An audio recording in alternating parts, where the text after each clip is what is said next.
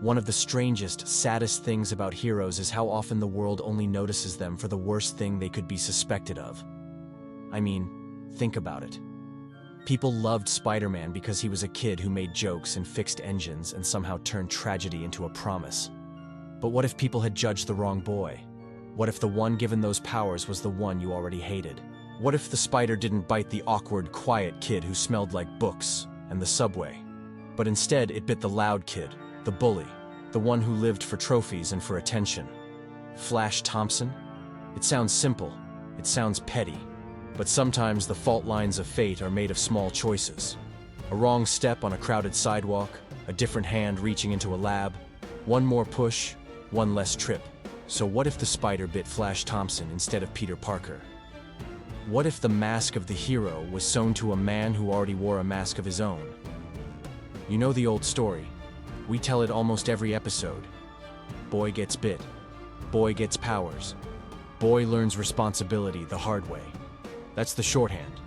You can cut to the chase and probably still get the gist. But when you cut to the truth is made of specific moments. The exact lab where the spider got loose, the precise tread of the sneakers on the floor, the one hand that reached, the one that didn't. So let me set the stage. It was a rainy Thursday in Queens. Midtown Tech was holding a demonstration on cross-disciplinary synthetic adhesives and bio-integrated fibers, the kind of exposition that drew professors, investors, and local high school kids who thought it'd look good on their college apps. Peter Parker had been there for the physics demonstration because his aunt had told him to learn something other than taking photos. He was late. He was trying to be invisible. Flash Thompson came because it was a field trip he could turn into a group photo later. He came because there would be cameras, and where there were cameras, there was an audience. Flash had a swagger that filled corridors. He owned a confidence that for a long time fooled most people into thinking he had nothing to prove. Underneath it was the hunger, that aching thing that constantly needed more trophies, more approval, more proof he existed. Somewhere near the front of the lab display was a glass terrarium. Inside, on a lattice of carbon fiber, sat a small, unremarkable spider, an engineered arachnid being showcased for its ability to produce webs with integrated nanoscale sensors. Someone had named it, as you always do with things you're proud of, and it wasn't a bad spider. It was only a spider. Then someone dropped a clamp. In a tiny cascade, pins skittered. A tray clattered. The terrarium lid vibrated. People turned. Flash turned. Peter turned. Flash was closer. Flash, who liked the front of the room, who loved being noticed, reached for the lid to put it back because he wanted the applause. He thought, for half a second, that if he closed it with a bit of theatrical flourish, the room would notice him. And the spider, sensing a warm shade of human flesh and a burst of nervous energy, leapt.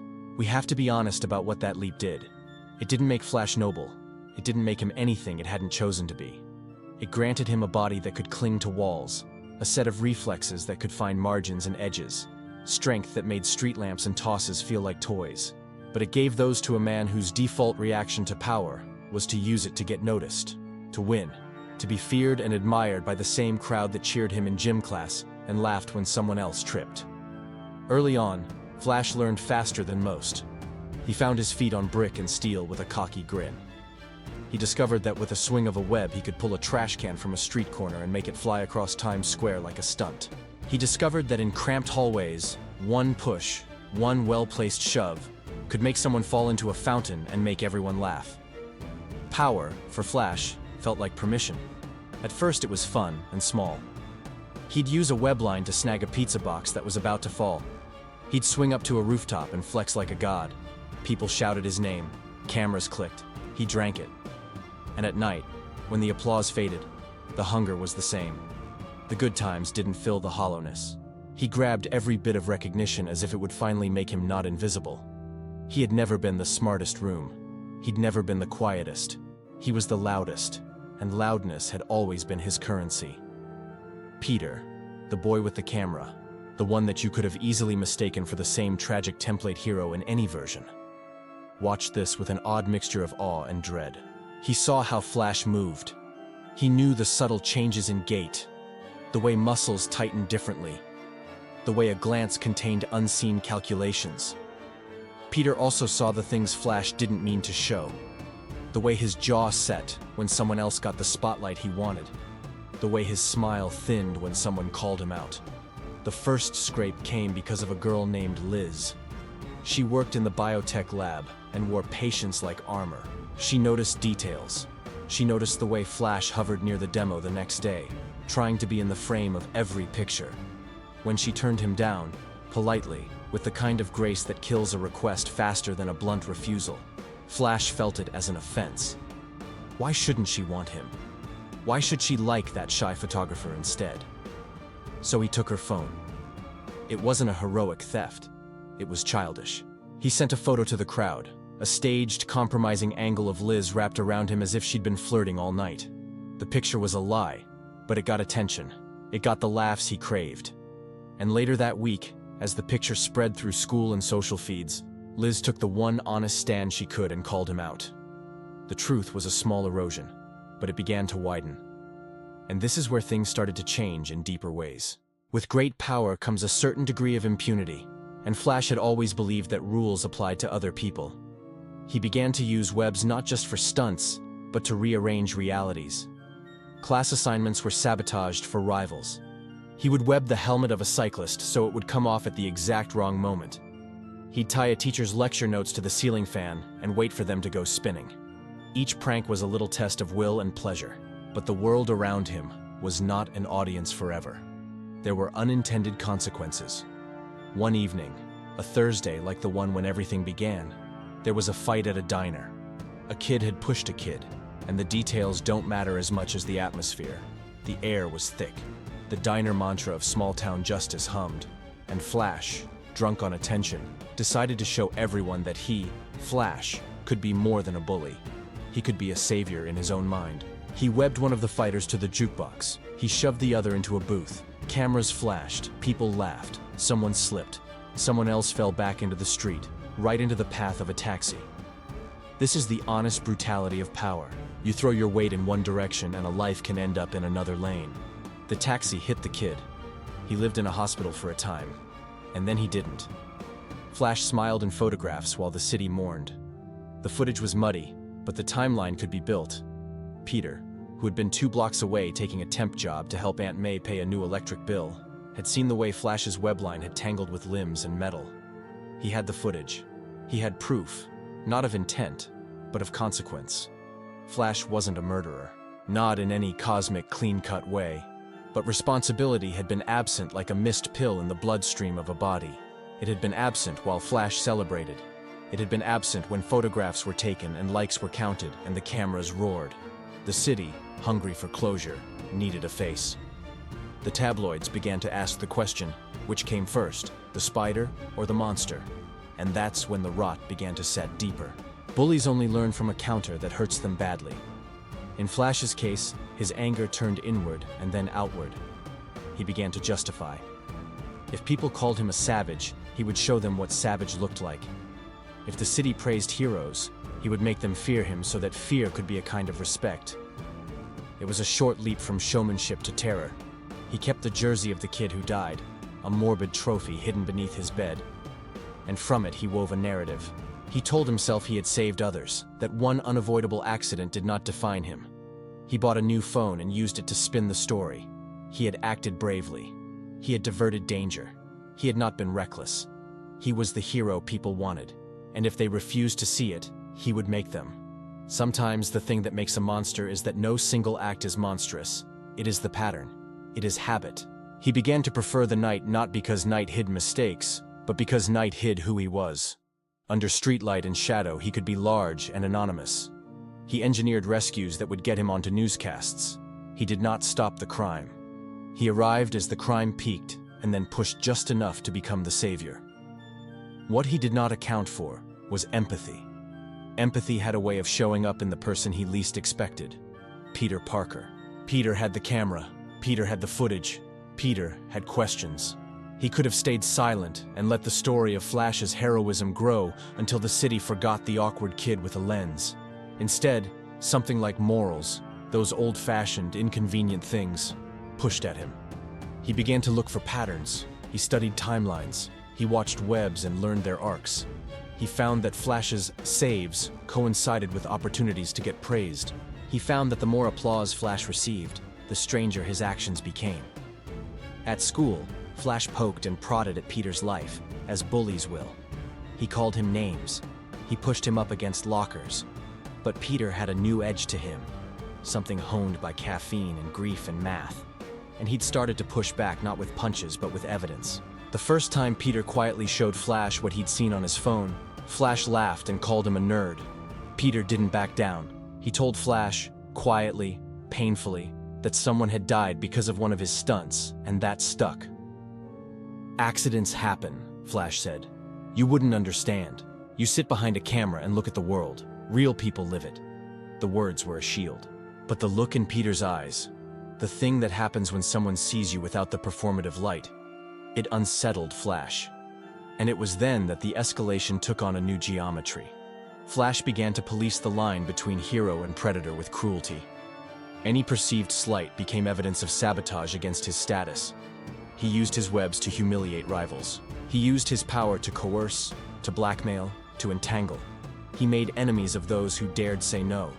He stalked those who refused him. It would be reductive to say he was simply evil. That solves nothing. It was more like an addiction. Power felt like a drug. With each dose, the normal things dulled. The small joys, a laugh with a friend, a quiet moment with Aunt May, became foreign. He traded complexity for certainty. He would either be loved or feared. When love was inconsistent, fear was steady. The city's response was uneven. Some bought into his performance. Some cheered his costumes and spectacles. Others noticed the bodies. The papers did what papers do. They printed horror and heroism in the same issue, and people argued over headlines instead of victims. The precinct had them on a watch list. The DA had sent subpoenas that slipped into drawers and never made it to court. And as Flash pushed the boundary outward, someone else pushed back. There was an underground group of vigilantes that had been trying to handle a growing problem of antisocial masked locals, people who took the concept of justice and wrapped it in cruelty. Peter, by then, had created an alter ego of his own, less bold, more observational. He did not want publicity, he wanted accountability. At about the midpoint of the spiral, with around 30 minutes of runtime in the life of our story, around that 6 to 8 minute mental mark for the viewer, we have to stop and breathe for a second. Because trust me, you don't want to get lost in the show without remembering this small, ugly fact. Only 25% of our viewers are subscribed. So if you're enjoying this descent and you're intrigued by the moral rot of power, consider that little click. It helps us keep making stories like this. Back to the narrative. Flash's corruption hit its apex the night of the benefit gala. Midtown Tech was hosting a fundraiser, a glittering event with patrons in tuxes and gowns, champagne, and a list of small concessions to large arms deals. Flash decided to crash it, for the cameras, for the VIPs, for the thrill. He crashed the event spectacularly, rappelling from its ceiling webbing chandeliers so they fell on cue for dramatic effect, saving a planted child actor, a plant that he had been informed about because he had friends who worked the event, and receiving thunderous applause. It was a grand show. Someone yelled, "That's Flash," and the room melted into adoration. A woman named Maria, an intern with a voice like a bell, had the misfortune of standing on the exact balcony where Flash's rope snagged. The web line, intended to swing elegantly across the room, jerked. In the resulting chaos, Maria fell. For a second, the kind of second that exists as slowed film in the corners of memory, Flash's reflexes failed him. He could have webbed her instantly, could have sacrificed a pose for a life. He hesitated. It is a human thing to freeze. It is a human thing to be unsure. But it matters who you are when you decide to move. He swung. He swung for the applause. He saved the banner of his performance, but Maria's ankle snapped. She screamed. The video went viral. People applauded the spectacle. People debated whether Flash had been heroic or negligent. The police issued new warrants. The mayor gave a perfunctory statement. Peter spoke into a quiet recorder and said, "Power is not a show." The turning point was not that one event. The turning point was that Flash began to believe his own myth. He became convinced that the world couldn't judge him because the world needed him. He rationalized the bad acts as collateral damage in the manufacture of spectacle. Then came the night in the subway. It was raining. The city's veins were slick with a downpour.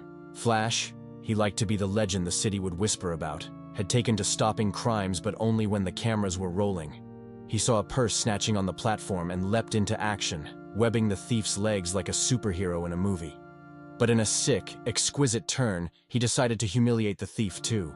He hung the man from the station's old sign as if he were a prize catch. A crowd gathered. Someone filmed. Someone laughed. That man happened to be the cousin of someone in a gang that didn't like having family paraded as clownish trophies. The gang found Flash later that night behind a laundromat, sharp with boredom and anger. They didn't want to kill him. They wanted to teach him a lesson. They wanted to take his trophies. They wanted to strip away the invulnerability they believed he displayed. Flash fought back. He could have run. He could have escaped. Instead, he boxed and pushed and tangled. The fight turned savage. Flash's webs flung into faces. His new strength turned bone. The gang's retaliation was cruel and improvised. Someone swung a lead pipe at his head. The pipe found its mark. Flash hit the concrete. For the first time since that spider had landed, he felt human and broken. The press called it a cautionary tale. You can slap a headline on it and read the moral. But the human end was slower. Flash awoke in a hospital, his skull a nest of fractures.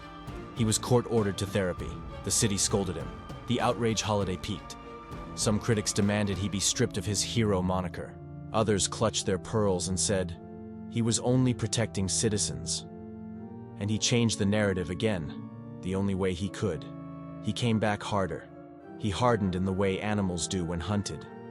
He started to patrol more, not to save, but to intimidate. He would swing up behind pickpockets and beat them unconscious. He would bring them to the precinct in a heap and let the cameras take it. The line between justice and cruelty blurred until it was a smear. Into this blur stepped Peter, because heroes are sometimes made by the person who pays attention. He couldn't live as a bystander. He tried to reason with Flash. He left anonymous notes. He tried to show him the footage of the taxi accident, of Maria's fall. He didn't want to go public. He thought confrontation might reach the man beneath the swagger. The confrontation happened on a rooftop. The city hummed below, indifferent. Flash stood poised like a boxer, all swagger and scars. Peter had a camera, and he had a truth. He showed Flash the photos, the sequence of movements, the footage of the diner fight. He asked simple, painful questions. Did it feel good? Did it fill the hole? Flash laughed. It was a brittle laugh. You don't know what it's like, he spat. You sit in the back and take pictures. I get in the game. I make things happen. You made a kid die, Peter said. You made him run where he shouldn't have run, Flash countered. You weren't there. You never took the shot I wanted. The words between them became a kind of quarrel that legends are made of. Two men with different claims to the name Spider. Peter tried to speak responsibility into Flash. Flash, whose life had always been a series of performances, attempted to turn that into a script where he was both hero and martyr. Somewhere between the rooftop's edge and a collapsed billboard, something crept like a shadow. A consequence that neither boy had foreseen. Flash's need to be feared had become predatory. He began to stalk a rival athlete who'd made fun of him at school. He wanted humiliation, not death. He intended to tie the man up in public and reveal him as a cheat. He wanted to force an apology under camera lights. The plan went wrong. The rival stumbled, hit his head on a curb. He bled. He didn't wake up. The video of Flash standing over the prone body, fists clenched, eyes blank, lit up the net. There was a courtroom hush that came over the city. People who had cheered him now argued about a verdict. The DA had enough to arrest him. Protesters lit candles. People posted portraits of the dead kid alongside selfies of Flash. The dichotomy was unbearable. And in that unbearable moment, Flash himself began to fracture. He had been the one to decide what boundaries meant. He had been the arbiter of his own law. Now he sat in a steel room, cuffed and furious, and he felt the first true weight of shame.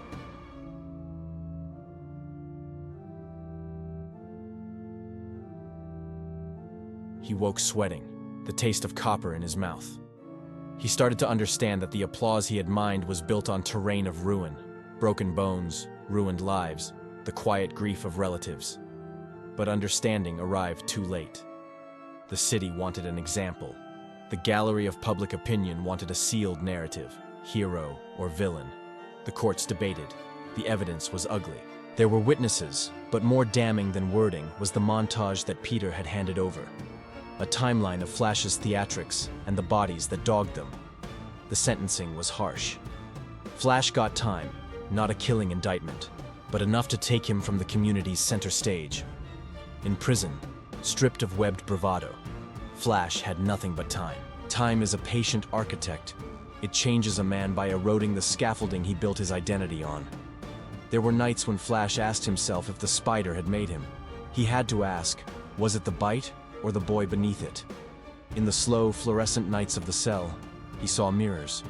He saw images of all those he had hurt, not as trophies but as faces waiting for answers he did not have. It might have ended there, a tragedy sealed within a cage, except for grief's capricious hand.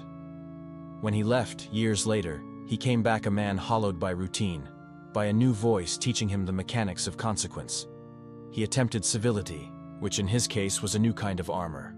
He apologized to families. He worked community jobs, grueling, anonymous labor that sometimes included cleaning graffiti he had once sprayed in a less violent mood. He tried to make the ledger balance, but people remember in ways that cost more than time can fix. Some forgave, others never could. Flash slowly learned the mathematics of remorse. Subtract public acts, add private penance. He became quieter. That was the arc so many men like him had. Public performance first, then the slow, private work of being small. And that should have been the end. But stories rarely end where we want them to. The universe has a taste for tragic symmetry. There was a new threat rising in the city. A figure who called themselves the Weaver began to use webs, not for drama, but as a weapon. They targeted those who exploited anonymity. They tied business owners to penalties that left them bankrupt. They made public spectacles of exposure and ruined power. The Weaver saw the world in fine thread and silver. Their methods were brutal and surgical. They would unmask a corrupt official by binding them to the scaffolding they themselves had created through bribes and secret deals. The city was both terrified and wagging tongues. People began to whisper, who had the right to weave justice? Was it Flash, newly reformed, or someone else who'd taken his worst impulses and turned them into a philosophy? Flash feared he might be implicated simply by name. Peter sensed something else. That the line separating rescue and cruelty had given others an example. The Weaver was an idea built into action, and ideas have a way of finding new hosts. Peter, by then more deliberate and less raw, watched patterns. He mapped locations of the weavings. He noticed a trademark, a small crimson thread left tied to the last notch of the victim's belt. It was a signature. He traced the thread to an old textile mill. He watched. He stalked the night like someone who had learned too young the price of inaction. In the mill, he found a figure not unlike himself. Older, tired, but with the same angry, searching eyes. It was Flash, working in the shadows. But this Flash, he wasn't the man who once swung in for applause. He was methodical, precise, almost cold.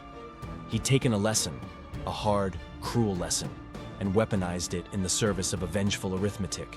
He rescued some, punished others, freed a few from hidden debts, and destroyed lives with his threads. Peter confronted him. "This isn't justice," he said. Flash smiled like a man whose teeth had been turned into a ledger. "It is what justice looks like when the law moves too slow." "You killed people," Peter said softly. "You let them die," Flash replied. "You let the city pretend it didn't notice." The two circled each other like planets. You can't avoid orbit when gravity is what you are. They argued. There was shouting. There were webs and camera flashes. At the end, something irreducible happened. A web line snapped, and Flash stumbled, fell, and hit his head on a rusted beam. He lay there, small and human, a boy with old habits and a new kind of desperation. Peter moved to help. But the crowd that had gathered, hungry for closure, surged. They saw the man who once had more applause than sense. They saw the one who'd made them look away. They wanted an answer now, immediate and violent. This was the worst feature of our species. When given permission by the mob, we often do the worst thing we thought we could get away with. A security guard spat. Someone else screamed. A hand reached for Flash's throat. Peter screamed too, but it was a small sound in a crowd that had been practicing how to hate. And then it happened. A fist. A swing. Another swing. The crowd's momentum had its own logic. Flash didn't have the web-swinging grace to escape. He cracked his skull on a stairway and bled like a faucet. People cheered. Someone recorded. The police came, but too late. The city had had its catharsis. In the end, Flash died in an alley with webbing around him, his body as tangled as the myths people built. The headlines called it a tragic fall from grace. Others called it a cosmic irony. Some said he had gotten what he deserved. His mother, when she saw his face, wept into a thin cloth and asked why the world had loved him so cruelly and then hated him so fast. Peter, who had tried to be both witness and judge and friend, sat alone that night and thought of all the small things that had changed the arc. The clamp, the hand that reached, the choice to swing for applause instead of for a life. He looked at his shaking hands and realized how dangerous admiration could be when it is made to stand in for love. There was no neat moral in the end, only a residual ache that hummed like a thread. The city moved on, the headlines cooled, new scandals replaced old ones.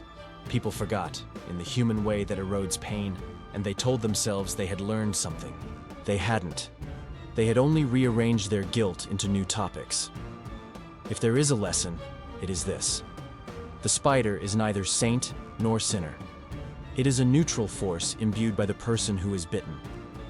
The same power that could have allowed Flash to become a protector became an accelerator for the worst parts of him. He made choices, small, selfish, and then monstrous choices. And in doing so, he told us something dull and important. Heroes are made by what they choose to do when no one is watching.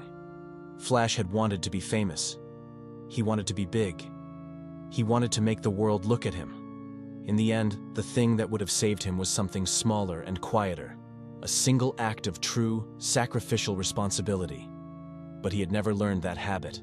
He had never practiced it. He never found the moment where he would say, "I will take the blame, I will carry the cost, and I will be less famous for being more good." He never did that. He swung for the crowd cheered, and then they turned on him when the script changed. And that, in the small, terrible calculus of human drama, is why he died.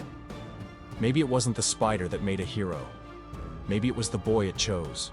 Or maybe, and more simply, maybe it was the choices the boy made after the bite. And that's where I'm going to call it for today. This one was dark. Messy. Real life doesn't score for suspense. Not all tragedies are elegantly framed. But sometimes that makes them hit harder. I hope you all enjoyed this grim twist on a familiar myth. Or at least, I hope it made you think. If you enjoyed this dark take on Spider-Man's legacy, let us know in the comments below. Don't forget to like, subscribe, and feed the algorithm. It tells YouTube to show others. If you are a fan of the video, give us a thumbs up and double check that you're subscribed. Until next time, peace out.